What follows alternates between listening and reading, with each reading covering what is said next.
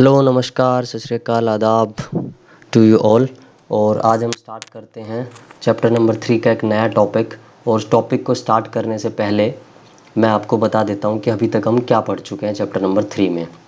तो chapter number 3 में हमने स्टार्ट किया था सबसे पहले हमारा जो है इंट्रोडक्शन। और इंट्रोडक्शन में हमने सबसे पहले बात की थी कि क्या होती है रिप्रोडक्शन, क्या होती है ह्यूमन रिप्रोडक्शन। थोड़ा सा बेसिक इंट्रोडक्टिव पार्ट ये था। गैमेटोजेनेसिस के बारे में बात की थी, मेल रिप्रोडक्टिव स्ट्रक्चर के बारे में बात की। फिर उसके बाद पूरी डिटेल में ये देख सकते हैं आप, एक एक स्ट्रक्चर के बारे में पूरी डिटेल में मैंने बात की है। एक एक स्ट्रक्चर उसका टीएस ट्रांसफर सेक्शन की हमने बात की अच्छे से डिटेल में, बिल्कुल है ना। ग्लैंड्स के बारे में बात की, TS of transfer section of penis. Then ये यहाँ पर बहुत अच्छे से मैंने हर एक चीज़ यहाँ पर समझाई है। फीमेल रिप्रोडक्टिव सिस्टम के बारे में बात की पूरी डिटेल में, एक एक स्ट्रक्चर के बारे में हमने बात की। इंटरनल स्ट्रक्चर ओवरी का देखा, ग्राफिन फॉलिकल का देखा, किस तरह से ओवरी में ये सब काम हो रहे हैं, प्रोसेसेस हो रहे हैं, वो हमने देखे। वल्वा का स्ट्रक्चर, मेमरी ग्लैंड का स्ट्रक्चर यहाँ पर बहुत अच्छे से डिटेल में मैंने आपको बताया, ठीक है ना। Uterus, mons pubis, labia majora, labia, जितनी भी टर्मिनोलॉजीज थी सब कुछ आपको समझाया। हार्मोनल कंट्रोल के बारे में, किस तरह से हार्मोन्स रोल प्ले करते हैं, है ना, इन डेवलपिंग और जो है in the development of male reproductive structures and secondary sexual characters and female reproductive structures. Hormonal controls के बारे में बात की, स्पर्मेटोजेनेसिस प्रोसेस के बारे में डिटेल में बात की, है ना। उसके बाद हमने स्ट्रक्चर ऑफ ह्यूमन स्पर्म देखा बहुत ही अच्छे से डिटेल से। After that we started oogenesis। और यहाँ पर देखिए, आप देख सकते हैं कि जो नोट्स की जो क्लैरिटी है, विजिबिलिटी है, वो भी बहुत ही अच्छी हो गई है, बेहतरीन हो गई है। oogenesis का ये प्रोसेस है। इसके बाद हमने स्टेजेस देखी, oogenesis के बारे में बहुत ही डिटेल से हमने बात की, ठीक है ना। किस तरह से प्रोसेस होता है, कहाँ पर होता है, क्यों होता है। स्ट्रक्चर ऑफ ह्यूमन एग की हमने बात की, है ना, अच्छे से। एग मेम्ब्रेन्स की बात की, टाइप्स ऑफ एग के बारे में बात की, difference between egg and sperm के बारे में बात की, मेंस्ट्रुअल साइकिल के बारे में बात की। देन क्या फेजेस हैं, उसके अलग अलग फेजेस के बारे में अच्छे से डिटेल से पढ़ा, प्रोसेस के बारे में जाना, कौन से हार्मोन्स का रोल होता है, यूटेराइन चेंजेस क्या होते हैं, ओवेरियन हार्मोन्स में क्या चेंजेस आते हैं, ठीक है। ओएस्ट्रस साइकिल के बारे में भी इवन जाना, डिफरेंसेस जाना दोनों के बीच में। और अब हमारा जो आज का जो टॉपिक है दैट इज़ फर्टिलाइजेशन। सो अब देखिए, सब चीज़ें हो चुकी हैं। मेल गैमेट स्पर्म बन चुका है, फीमेल गैमेट एग या ओवम जो है वो आप कह सकते हैं अभी 12th क्लास में आप कह सकते हैं, अदरवाइज अभी एग नहीं बना है, अभी सेकेंडरी oocyte ही है, ठीक है। That is waiting in the ampullar region of the fallopian tube, ठीक है। सो अब होगा क्या, अब होगा फर्टिलाइजेशन। फर्टिलाइजेशन का सीधा मतलब क्या है, fusion. Fusion of male and female gamete, जो कि क्या है, जिनकी पोलारिटी क्या है, haploid, to form a diploid zygote. N plus N मिलकर डिप्लॉइड बना देंगे, जाइगोट बन जाएगा, ठीक है ना। तो जाइगोट का एक सेल है जो कि डिप्लॉइड है, एक सेल है जो कि डिप्लॉइड है, जिसके पास साइटोप्लाज्म है, न्यूक्लियस है, सब है, ठीक है। साइट कौन सी साइट होती है, एम्प्यूला ऑफ फैलोपियन ट्यूब। अब देखिए, ये जो डायग्राम यहाँ पर डालने का जो रीजन था कि आप एक बार थोड़ा सा इमेजिन कर पाएं, थोड़ा रिकॉल कर पाएं कि आपने क्या पढ़ा है। देखिए, यहाँ पर हमने देखा था ये हेड रीजन था स्पर्म का, ये उसका मिडिल पीस था, यहाँ पर ये नेक है ना, ये neck, middle piece, and then finally tail या फ्लैजिलम, ठीक है। और it is covered by single membrane यहाँ पर होती है, दैट इज प्लाज्मा मेम्ब्रेन, है ना, अनलाइक द ओवम। यहाँ पर हमने देखा था एक्रोसोम होता है जो कि गोल्गी एपरेटस होता है यहाँ पर, ठीक है। और माइटोकॉन्ड्रिया को हम नेबनकर्न बोलते हैं यहाँ पर, ठीक है। सेंट्रियोल हैं, सब चीज़ें यहाँ पर हैं। ये देखिए, इस तरह से स्पर्म जो है एग की तरफ जो है मूव कर रहे हैं, ठीक है। ओके, नाउ अब यहाँ पर देखिए एम्प्यूला रीजन आपको याद आ जाए, ताकि जो फर्टिलाइजेशन की जो साइट है वो कौन सी, एम्प्यूला रीजन है। तो यहाँ हमने बात की थी, ये फिम्ब्री है, जो फिंगर लाइक स्ट्रक्चर है, ठीक है ना, टू कलेक्ट द ओवरी या to collect the to collect the secondary oocyte from the ovary, है ना। फिम्ब्री लाइक स्ट्रक्चर या ये फिम्ब्री जो स्ट्रक्चर होते हैं प्रेजेंट होते हैं। फिर ये इनफंडिबुलम जो पार्ट होता है, पहला पार्ट फैलोपियन ट्यूब का ब्रॉड पार्ट है थोड़ा, ठीक है। एम्प्यूला यहाँ पर जो है फर्टिलाइजेशन रिएक्शन होते हैं, यानी कि यहाँ पर सेकेंडरी oocyte वेट कर रहा होता है, किसके लिए, स्पर्म के लिए, ठीक है। और ये स्थमस पार्ट है फैलोपियन ट्यूब का, यूटेराइन फंडस, देन ये जो है यूटेरस, यूटेराइन कैविटी, है ना। एंडोमेट्रियम जो ये है, जिसके बारे में हमने मेंस्ट्रुअल साइकिल में भी बात की। फिर मायोमेट्रियम जो कि मस्कुलर होती है, कॉन्ट्रैक्शन पार्ट्यूरेशन के टाइम पर रोल प्ले करती है। पेरीमेट्रियम जो कि फाइब्रस है। Then this is cervix, this is cervical canal, and this is vagina, ठीक है। तो ये सब बातें दोबारा हमने रिपीट कर ली। अब देखिए, ह्यूमन एग का स्ट्रक्चर है, क्योंकि इसकी आज बात होनी है तो इसका स्ट्रक्चर, लेकिन इसमें एक छोटी सी मिस्टेक है, वो आप ठीक कर लीजिए। यहाँ पर इसको प्लाज्मा मेम्ब्रेन को काट दीजिए, ये एक्चुअल में विटेलाइन मेम्ब्रेन है ना, विटेलाइन मेम्ब्रेन है। और यहाँ पर एक लेयर और बना लीजिए, ठीक है ना, इस तरीके से पूरे में ठीक है ना। और ये जो मेम्ब्रेन है, ये देखिए मुझे सीधी नहीं बन रही है, आप अपने जो सीधे बनाइएगा। और ये क्या हो जाएगी आपकी, ये हो जाएगी प्लाज्मा मेम्ब्रेन। ये क्या हो जाएगी, प्लाज्मा मेम्ब्रेन, ठीक है। और जो प्लाज्मा मेम्ब्रेन और विटेलाइन मेम्ब्रेन के बीच में अब जो स्पेस है ना, वो हो जाएगा प्री विटेलाइन स्पेस, ठीक है ना। प्री विटेलाइन, अब आप इसको लिख लीजिएगा पूरे को, ठीक है, यहाँ पे लिखा नहीं जाएगा, ये प्री विटेलाइन स्पेस हो जाएगा, ठीक है। सो हमने बात की थी सबसे बाहर वाली मेम्ब्रेन कौन सी, corona radiata, then zona pellucida, then vitelline membrane, then plasma membrane, ठीक है। और न्यूक्लियस हो गया, और इसका ये ऊप्लाज्म और एक्सोप्लाज्म, ये सब चीज़ें हो गई, ठीक है। ओके, आज हम ये भी बात बताएंगे आपको कि एनुअल पोल इसको क्यों कहा जाता है और इसको वेजिटल पोल क्यों कहा जाता है, ठीक है। बात समझ में आ गई। चलिए अब देखिए यहाँ पर, अब हम बात करते हैं किस तरह से फर्टिलाइजेशन का प्रोसेस अकम्प्लिश किया जाता है, कंप्लीट होता है, देखते हैं। सबसे पहला जो स्टेप है वो है approach of sperm. Sperm approach करता है। देखिए एक इजैकुलेशन में 3 से 4 ml जो सीमन है वो डिपॉजिट कर दिया जाता है वेजाइना में, ठीक है। और इसके अंदर, इस सीमन के अंदर, और सीमन का मतलब मैंने आपको बताया था, सीमन का मतलब क्या है, स्पर्म जो कि सिर्फ 10% ही है, ठीक है ना। स्पर्म जो कि सेल्स हैं, स्पर्म सेल्स हैं, पता है ना आपको ये बात।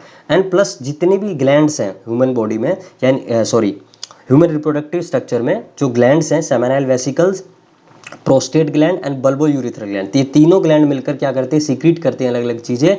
और जब ये स्पर्म के साथ मिल जाती है तो इसे हम क्या बोलते हैं, सीमन बोलते हैं, ठीक है ना। वाइट फ्लूइडिक विस्कस जो होता है ये, ठीक है। तो 200 to 300 मिलियन स्पर्म्स इसमें प्रेजेंट होते हैं 3 से 4 ml, यानी कि 1 ml अगर स्पर्म आप देखें तो उसमें लगभग अप्रोक्सीमेटली कितना होते हैं, 100 मिलियन स्पर्म्स होते हैं, ठीक है। ओके, तो कौन कौन सी ऐसे फैक्टर्स हैं जो हेल्प करते हैं स्पर्म की मूवमेंट में। पहला उसकी lashing movement of the tail, जो लैश इस तरह से जो उसकी मूवमेंट, ये जो लैशिंग मूवमेंट है ये मदद करती है। दूसरा प्रोस्टाग्लैंडिन्स। अब ये प्रोस्टाग्लैंडिन्स क्या होते हैं भाई, देखिए मैंने आपको बताया था, सेमाइनल वेसिकल जो है, जो ग्लैंड होती है वो क्या करती है, सीक्रेट करती है। पेड ग्लैंड थी सेमाइनल वेसिकल, ठीक है, और वो सीक्रेट करती है प्रोस्टाग्लैंडिन, जो क्या काम आते हैं, जो पहला काम क्या करते हैं, पहला तो वायबिलिटी और मोबिलिटी प्रोवाइड करते हैं स्पर्म को, उसमें उसकी हेल्प करते हैं, वायबिलिटी में और मोबिलिटी ऑफ द स्पर्म। दूसरा वो काम करते हैं कि फीमेल रिप्रोडक्टिव जो ट्रैक्ट है उसका इम्यून रिस्पॉन्स, यानी कि फीमेल बॉडी का इम्यून रिस्पॉन्स को सप्रेस करने का काम करते हैं। भाई इम्यून रिस्पॉन्स कैसे आ गया, इम्यून रिस्पॉन्स ऐसे आ गया कि जो स्पर्म जो सेल है वो एक फॉरेन सेल है ना, वो एक नया सेल है फीमेल बॉडी के लिए। तो ये एक फॉरेन मटेरियल, एक फॉरेन सेल जो है वो इवोक कर देता है immune response of the female body, and that's why these prostaglandins come into role, है ना। और इनका रोल मैंने आपको बताया, इम्यून रिस्पॉन्स को ये क्या करते हैं, सप्रेस कर देते हैं। And then finally aspiratory of the movement of the uterus, ठीक है ना। यूटेरस की खुद की एस्पायरेटरी मूवमेंट भी हेल्प करती है स्पर्म की। लेकिन कुछ बैरियर्स भी हैं, बिल्कुल है, क्योंकि आप खुद देखिए 200 से 300 मिलियन स्पर्म्स जो है फीमेल बॉडी में जा रहे हैं, लेकिन जो यंग वन है वो तो एक ही आ रहा है। तो ये 300 से जो बाकी जो स्पर्म्स है, मिलियंस ऑफ स्पर्म, भाई इनके लिए, इनको कोई डिस्ट्रॉय करने वाला भी तो होना चाहिए ना। तो पहला जो डिस्ट्रक्शन है वो होता है कैसे, थिक एंडोमेट्रियम की वजह से, जो फिजिकल बैरियर प्रोवाइड कर रहा है, ठीक है। एसिडिक जो पीएच है, फीमेल रिप्रोडक्टिव ट्रैक की जो एसिडिक पीएच है वो एक केमिकल बैरियर के तौर पे काम करता है, ठीक है ना, एक केमिकल के तौर पे काम करता है। और एसिडिक पीएच जो है इन सेल्स को क्या कर देती है, डिस्ट्रॉय कर देती है। फिर है फैगोसाइट्स। फैगोसाइट्स जो सेल्स होते हैं, किसमें, हमारे अंदर, सबके अंदर फैगोसाइट्स होते हैं। और जब भी कोई फॉरेन बॉडी आती है तो ये उनको ईट अप कर लेते हैं, ठीक है ना, eat by the process of phagocytosis, ठीक है ना, इंजेस्ट कर लेते हैं उस सेल को, ठीक है। तो एक बायोलॉजिकल जो है बैरियर हो गया, तो 3 बैरियर हो गए। तो इस वजह से ये इतने सारे स्पर्म जो है वो डिस्ट्रॉय हो जाते हैं in case of this fertilization process. सिर्फ मात्र जो है 100 स्पर्म्स ही जो है फैलोपियन ट्यूब तक पहुंच पाते हैं, 100 स्पर्म्स ही जो है फैलोपियन ट्यूब तक पहुंच पाते हैं। और स्पर्म मूव करते हैं 4 mm पर मिनट की स्पीड से। कैपेसिटेशन, ये एक बड़ा इंपॉर्टेंट प्रोसेस है, क्वेश्चन पूछ लिया जाता है। तो ये क्या है कि जब स्पर्म जब फीमेल बॉडी में आता है तो उस टाइम तक वो मैच्योर नहीं होता है। तो वो जो फंक्शनल मैच्योरिटी का जो प्रोसेस है ना, अटेन करने का जो प्रोसेस है, उसको हम कैपेसिटेशन बोलते हैं। और ये कहाँ पर होता है, फीमेल रिप्रोडक्टिव ट्रैक्ट में होता है। क्या चेंजेस आते हैं इस दौरान, देखिए कुछ स्टीरोल्स जो कि इसके मेम्ब्रेन पर होते हैं, स्पर्म की मेम्ब्रेन। स्टीरोल्स का मतलब क्या है, ये देखिए स्टीरोल्स हमने बात की थी, लिपिड डिराइव्ड जो है, डिराइव्ड लिपिड्स होते हैं ये। स्टीरोल जैसे हमारे केस में जो है कौन से होते हैं, कोलेस्ट्रॉल जैसे हमारे केस में, है ना। और इसी तरह से स्टिग्मास्टेरोल होते हैं, सीटोस्टेरोल होते हैं, वो प्लांट्स और फंजाई में होते हैं। ग्लाइकोप्रोटीन्स, है ना, ये एक्रोसोम मेम्ब्रेन से हट जाते हैं। और साथ में इनकी परमेबिलिटी जो है, प्लाज्मा मेम्ब्रेन की परमेबिलिटी, स्पर्म की प्लाज्मा मेम्ब्रेन की परमेबिलिटी बढ़ जाती है, जिसकी वजह से कैल्शियम को इनटेक कर लेते हैं, जिसकी वजह से फर्दर रिएक्शंस होती हैं, ठीक है। नाउ सेकंड स्टेप में क्या होता है, फर्टिलाइजिन और एंटी फर्टिलाइजिन की रिएक्शन होती है। देखिए फर्टिलाइजिन क्या है, फर्टिलाइजिन एक ग्लाइकोप्रोटीन है जो कि ओवम के द्वारा सिक्रेट किया जाता है। तो क्वेश्चन ये बन जाता है, नीट में एकदम सीधा क्वेश्चन आएगा, और आप जब बाद में इसको पढ़ेंगे वो आप कहेंगे हो इतना सिंपल क्वेश्चन। तो इतना ही सिंपल क्वेश्चन आता है, बस जो फोबिया है उसको आपको खत्म करना है, बस अपना माइंड सेट ठीक करना है, ठीक है। तो इसके पास क्या होती है, इसके पास कुछ स्पर्मोफिलिक साइट होते हैं। स्पर्मोफिलिक साइट का मतलब यहाँ पर आकर स्पर्म अटैच कर सकता है, ठीक है। फिर एंटी फर्टिलाइजिन जो है वो कुछ एसिडिक अमीनो एसिड्स होते हैं जो कि स्पर्म सीक्रेट करता है, जो कि स्पर्म सीक्रेट करता है, ठीक है। और इन दोनों के बीच में जो है रिएक्शन होती है, यानी कि ये जो एसिडिक अमीनो एसिड है इस ग्लाइकोप्रोटीन से अटैच हो जाते हैं। जैसे ये ओवम है, और इस ओवम पे मान लीजिए ये जो है क्या है, ग्लाइकोप्रोटीन है, फर्टिलाइजिन, और स्पर्म आएगा और स्पर्म ऐसे अटैच हो जाएंगे, ठीक है, स्पर्म इससे अटैच हो जाएंगे, ठीक है। तो ये रिएक्शन किस वजह से होती है, आइडेंटिफिकेशन के लिए होती है। आइडेंटिफिकेशन का मतलब कि भाई इसी स्पीशी का है ना ये स्पर्म, दूसरी स्पीशी का तो नहीं है। जैसे ह्यूमंस में ह्यूमंस का ही है ना स्पर्म, डॉग्स में डॉग्स का ही है ना ये स्पर्म, इस चीज़ के, ताकि यूनिकनेस बनी रहे एक स्पीशी की, ठीक है। और साथ में इतने ज़्यादा जो स्पर्म थे उनका नंबर भी रिड्यूस हो सके, ठीक है। तो ये एक चीज़ हो गई। थर्ड स्टेप में अब जब स्पर्म जो है वो उससे फ्यूज कर लेता है, तो उसके बाद क्या शुरू हो जाता है, स्पर्म लाइसिन अपना काम, स्पर्म के जो लाइसिन्स है वो अपना काम स्टार्ट कर देते हैं। क्योंकि एग के अंदर जाने के लिए, एग पे अंदर पहुंचना है इसको, एग के अंदर पहुंचने के लिए इसकी मेम्ब्रेन्स को भी तो डिस्ट्रॉय करना पड़ेगा ना, क्योंकि मेम्ब्रेन के बीच में पोर्स तो है नहीं। तो पहला कोरोना पेनिट्रेटिंग एंजाइम जो कोरोना रेडिएटा को डाइजेस्ट करेंगे। फिर ये हाइलुरोनिडेज एंजाइम है जो हाइलुरोनिक एसिड होता है कोरोना रेडिएटा में, जो ग्लू के तौर पे काम करता है, उसको डाइजेस्ट करेंगे। एंड देन एक्रोसिन एंजाइम जो कि डाइजेस्ट करेंगे जोना पेलुसिडा को, ठीक है। तो ये डाइजेस्ट हो चुकी हैं मेम्ब्रेन दोनों। अब दो मेम्ब्रेन बची है, vitelline membrane and plasma membrane, कोई दिक्कत नहीं, उनका भी कुछ करते हैं। फॉर्मेशन ऑफ रिसेप्शन कोन, अब एक कोन लाइक स्ट्रक्चर, कोन आप समझते हैं ना, इस तरह का स्ट्रक्चर जो है ट्राइंगुलर टाइप स्ट्रक्चर आप कोन बोल देते हैं, ठीक है। तो ये एक फर्टिलाइजेशन कोन या रिसेप्शन कोन बन जाता है, किसके बीच में, स्पर्म की मेम्ब्रेन्स के बीच में और एग की मेम्ब्रेन के बीच में, ठीक है। और इसी वजह से अब यहाँ पर क्या हो जाती है, म्योसिस 2 स्टार्ट हो जाती है। आपको याद होगा जो है अभी सेकेंडरी oocyte है ये, और सेकेंडरी oocyte में जब सेकंड म्योसिस स्टार्ट होगी तो ये क्या बनेगा, एग बनेगा और एक पोलर बॉडी भी बनेगी। oogenesis के प्रोसेस में हमने बहुत अच्छे से समझाई थी ये बात आपको, ठीक है। तो सेकेंडरी oocyte में जब म्योसिस 2 स्टार्ट हो जाती है तो एग में कन्वर्ट हो जाएगा। एंड फाइनली अब क्या होगा, अब कोर्टिकल रिएक्शंस हो जाएंगी, क्या, और फॉर्मेशन ऑफ फर्टिलाइजेशन मेम्ब्रेन। इसमें क्या होता है भाई, इसमें देखिए, इसमें क्या होता है कि जैसे ये एग है ना, मान लीजिए ये एग की मेम्ब्रेन है, ये है विटेलाइन मेम्ब्रेन और इसके अंदर ये है प्लाज्मा मेम्ब्रेन, ठीक है। तो अब क्या स्टार्ट हो जाता है, यहाँ पर ना छोटे छोटे ग्रैनुअल्स होते हैं, यहाँ पर छोटे छोटे जिनको हम कोर्टिकल ग्रैनुअल्स होते हैं। तो क्या होता है, जैसे ही ये कोन बन जाता है ना, यहाँ पर जैसे ही कोन एक स्पर्म के द्वारा बन जाता है, ठीक है ना, तो क्या होता है कि ये जो कोर्टिकल ग्रैनुअल्स है ना, ये अपना कंटेंट यहाँ पर रिलीज कर देते हैं। और कंटेंट रिलीज करने की वजह से ना ये यहाँ पर एक और मेम्ब्रेन बन जाती है कुछ समय के लिए। इस वजह से देखिए अब ये वाला जो पॉइंट है ये थिक हो गई है मेम्ब्रेन, तो इसमें और कोई स्पर्म अब एंट्री नहीं कर सकता। तो इसका मेन मकसद क्या है, इसका मेन मकसद ये कि पॉलीस्पर्म ही ना हो, एक से ज़्यादा स्पर्म ना आ जाए, ठीक है। So that ploidy can be maintained, ठीक है। So this is the thing here now. अब जब ये इसके अंदर आ जाता है, जब ये स्पर्म इसके अंदर आ गया है एक स्पर्म, तो अब इनके जो न्यूक्लियस, क्योंकि देखिए स्पर्म तो आया नहीं, स्पर्म का तो सिर्फ न्यूक्लियस ही अंदर आया है ना, स्पर्म का क्या है, सिर्फ न्यूक्लियस अंदर आया, पूरा स्पर्म अंदर नहीं आया, याद रखिएगा ये बात, पूरा स्पर्म यानी कि उसका मिडल पीस, नेक, टेल, हेड कोई रीजन नहीं है, सिर्फ न्यूक्लियस अंदर आया है। इवन साइटोप्लाज्म भी नहीं आया क्योंकि साइटोप्लाज्म टेल रीजन में था, ठीक है। तो यहाँ पर अब जो न्यूक्लियाई आया है स्पर्म का और जो यहाँ पर जो न्यूक्लियाई है एग का, अब इन दोनों के बीच में फ्यूजन हो जाएगी, ठीक है ना।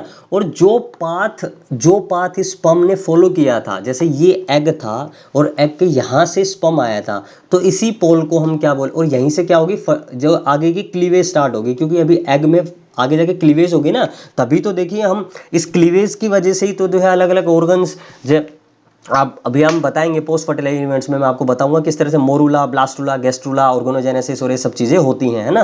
तो ये सब प्रोसेस होने हैं, तो इसकी वजह से क्लीवेज होनी है, इसमें क्लीवेज का मतलब ऐसे डिवीजन होनी है, डिविजन्स होनी है सेल में, एक सेल के बहुत सारे सेल्स बनने हैं, ठीक है। तो ये जो है चीज़ यहाँ पर ये the path followed by the nucleus of sperm is known as copulation, इसको हम कोपुलेशन पाथ बोलते हैं, जो पाथ ये फॉलो करता है और यही डिसाइड करता है एक्सिस ऑफ क्लीवेज की, क्लीवेज किधर से होगी, ठीक है। और जहाँ से एंट्री कर रहा है वो पोल जो है एनिमल पोल कहला देता है, ठीक है। और एंड फर्टिलाइजेशन यहाँ पर कंप्लीट हो जाती है, ठीक है। सो ये चीज़ थी। अब देखिए यहाँ पर आप थोड़ा। अब ये तो स्ट्रक्चर किस लिए, ताकि आप एक 3D इमेज बना सके अपने दिमाग में। देखिए यहाँ पर याद रखिएगा बात क्या हो चुका है, यहाँ पर कोरोना रेडिएटा और जोना पेलिसुडा दोनों मेम्ब्रेन डाइजेस्ट हो चुकी है। अब जो बाहर वाली जो मेम्ब्रेन है, अब हमारे पास कौन सी मेम्ब्रेन्स बची हैं? अब हमारे पास जो मेम्ब्रेन बची है वो विटेलाइन मेम्ब्रेन, ये जो येलो वाली है ये बची है, ठीक है ना। हम ये मान के चल रहे हैं, ठीक है ना, हम ये मान के चल रहे हैं कि अब मेम्ब्रेन्स जो है वो बिल्कुल डिस्ट्रॉय हो चुकी हैं। ये देखिए यहाँ पर ये स्पर्म है, स्ट्रक्चर आप देख ही रहे हैं सारी चीज़ों का। और अब ये देखिए किस तरह से जो है यहाँ पर ये डाइजेस्ट करता है। मान लीजिए ये जोना पेलिसुडा मेम्ब्रेन है, ठीक है, कोरोना रेडिएटा हो चुकी है डाइजेस्ट, ये जोना पेलिसुडा ये वाली, ठीक है। जोना पेलिसुडा को देखिए यहाँ पर ये डाइजेस्ट करना इसने स्टार्ट कर दिया, डाइजेस्ट करके विटेलाइन मेम्ब्रेन के पास आ गया, ठीक है। और यहाँ पर ये इसने अपना कोन बना लिया, ठीक है, कोन बना लिया। अब जैसे ही कोन बन गया है, कोन बनते के साथ क्या होगा, अब यहाँ पर ये कोर्टिकल ग्रैनुअल्स, कोर्टिकल जो है यहाँ पर, अब यहाँ देखिए यहाँ की थिकनेस देखिए और यहाँ की थिकनेस देखिए, यहाँ थिकनेस ज़्यादा होगी कोर्टिकल ग्रैनुअल्स के कंटेंट के कारण, ठीक है। तो इस वजह से अब जो ये न्यूक्लियस है ये इजीली इसके अंदर चला जाएगा और आगे ये एक का साइटोप्लाज्म है, यहाँ पर एक का न्यूक्लियस होगा, यहाँ पर आगे का काम हो जाएगा। समझ रहे हैं आप मेरी बात? अब यहाँ भी देख लीजिए भाई, देखिए फर्टिलाइजेशन जब हुआ तो यहाँ पर देखिए इन्होंने लाइस करके मेम्ब्रेन्स को, और ये जो है न्यूक्लियस अंदर घुसने की कोशिश कर रहा था और यहाँ पर इसने कोन बना लिया था अपना, ठीक है ना, कोन बना लिया था, देख सकते हैं आप। और ये ग्रैनुअल्स यहाँ पर प्रेजेंट हैं ही, तो जैसे ये कोन बना लेगा ना, वैसे ये ग्रैनुअल्स क्या करेंगे, सीक्रेट करना स्टार्ट कर देंगे अपने कंटेंट को, जिसकी वजह से क्या हो जाएगा यहाँ पर, जिसकी वजह से क्या हो जाएगा यहाँ पर जो ये मेम्ब्रेन है हार्ड हो जाएगी। देखिए किस तरह से हार्ड हो गई है मेम्ब्रेन, है ना, और थिक हो गई है। तो इस वजह से जो है अटैचमेंट साइट बची ही नहीं है स्पर्म के लिए, तो बाकी जो स्पर्म है वो अटैच कर ही नहीं पाएंगे, एक ही स्पर्म ये अटैच कर गया बस, ठीक है। तो ये सारी चीज़ यहाँ पर आपको समझानी थी, ठीक है। मेरे हिसाब से बात समझ में आ गई होगी, ठीक है। आगे बढ़ते हैं, क्या सिग्निफिकेंस है फर्टिलाइजेशन का, क्या चीज़ें ऐसी होती हैं, क्या इंपॉर्टेंस है, ठीक है। तो सबसे पहले इंपॉर्टेंस तो ये है कि जेनेटिक वेरिएशन आती है। आपने देखा होगा कि you differ from your parents, ठीक है ना, in many ways, physical characteristics, है ना, फिजियोलॉजिकल कैरेक्टरिस्टिक्स, बहुत सारे ऐसे कैरेक्टर्स आप में हैं जो आपके फादर मदर में नहीं है, ठीक है। तो ये सब जो जेनेटिक वेरिएशन है, that is a result of, that is a consequence of fertilization. Meiosis 2 start हो जाती है, क्योंकि स्पर्म और एग का जब फ्यूजन होता है तभी मियोसिस 2 स्टार्ट होती है, सेकेंडरी साइड तभी एग बनता है। साइटोप्लाज्मिक कंटेंट जो है वो रिटेन किया जाता है एग के द्वारा, और डिप्लॉयड नंबर, स्पीसीज स्पेसिफिक जो क्रोमोसोम नंबर है वो अटेन कर लिए जाते हैं, ठीक है ना। और मेटाबॉलिक एक्टिविटी बढ़ जाती है। जो स्पर्म का जो सेंट्रियोल है वो पहले डिवीज़न को, जाइगोट में जो पहली डिवीज़न होनी है उसको इनिशिएट करता है। कोपुलेशन का जो पाथ है वो डिसाइड करता है कि पहली जो एक्सिस होगी, यानी कि जो ये एग है वो ऐसे डिवाइड करेगा, सॉरी जो जाइगोट है वो ऐसे डिवाइड कैसे डिवाइड करेगा, ठीक है। एंड फर्टिलाइजेशन जो मेम्ब्रेन है वो बनती है, वो पोलिस्पर्मी को वो करती है। देखिए यहाँ पर जो मेम्ब्रेन बनी इसी को हमने क्या बोला, फर्टिलाइजेशन मेम्ब्रेन, ठीक है, कोर्टिकल ग्रैनुअल्स के द्वारा, ठीक है। तो ये बात आपको समझ में आ गई होगी मेरे हिसाब से। आज के जो है वीडियो में इतना ही, बाकी का हम post fertilization events next video में बात करेंगे। Thank you very much.